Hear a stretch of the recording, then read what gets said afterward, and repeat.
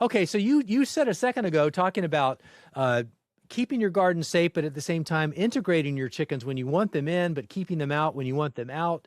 Let's talk more about that because I know when you and I talked last time, I remember specifically because I think I was having a personal question related to how do you do that because my chickens were finding their way into my garden and, doing a little more plucking than I wanted them to.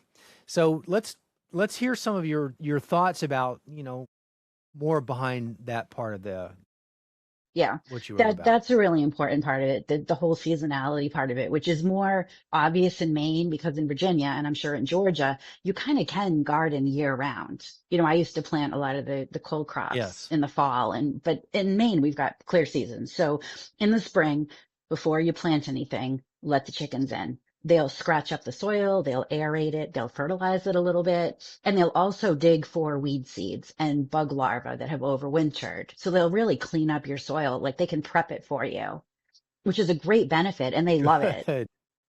right? Yeah. Once you plant your Hmm. seedlings, you got to keep the chickens out. You're going to have fencing or something, or keep them penned up or whatever. Once your seedlings are planted, when you're thinning your seedlings, you can give them to the chickens. They love them. They're like microgreens. They're super nutritious. So don't throw away your thin seedlings.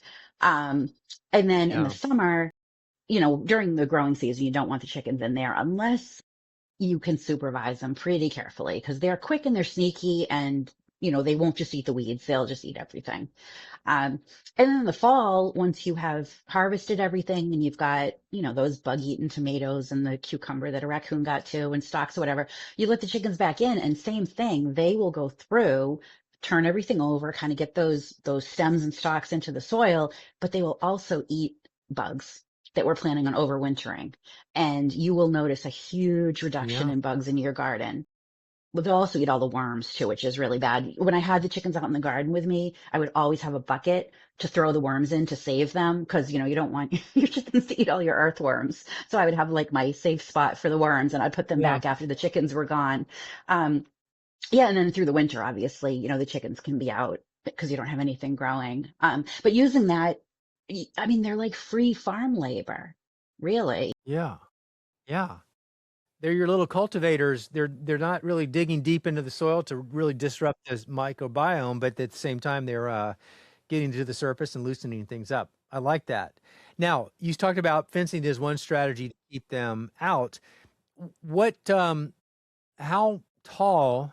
I mean, what my chickens would hop over, fly over, whatever. They'd land on the edge of the fence and then jump in from there. But how how high does it need to be to maybe prevent them from making the decision to find their way in over the top? Right. So interesting. And some breeds are better than others. I tend to have like the bigger bodied girls that are not getting up off the air. Some of the smaller breeds, lighter breeds can get over. So what you want to do is use something that's a little more flimsy. If you have a fence that has like a wooden top or they go up, they Yeah, stand and they go over. If you use something flimsy like poultry netting or there you that go. plastic netting, they can't do that. And they're going to have to actually clear it, which Yes, is a lot harder right. for them. Yeah. I mean, I'd say 4 feet, you're Yep. probably safe unless you've got someone who's super determined. But really, I use that the plastic poultry netting with metal stakes, to keep it from falling Yes. over.